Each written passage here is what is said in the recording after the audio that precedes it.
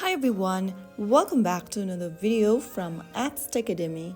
In this tutorial, I'm gonna be showing you how to add a song to playlist on Spotify. Adding songs to your playlist on Spotify is a great way to organize your favorite music. So in order to do that, first of all, open up the Spotify app on your mobile device.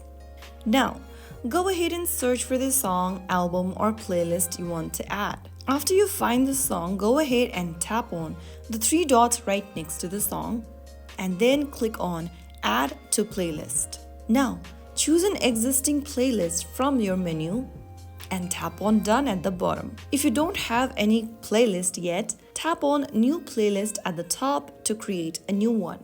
After you are done choosing the playlist, tap the Done button at the bottom and that way you will be able to add the song to your playlist. So that's how you easily add to playlist on Spotify.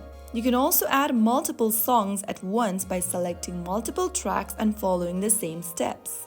Now your favorite tracks are all in one place. That's how it's done. If you found the video helpful, don't forget to like, share, and subscribe to the channel for more Spotify tutorials. I will see you in the next video. Stay tuned till then.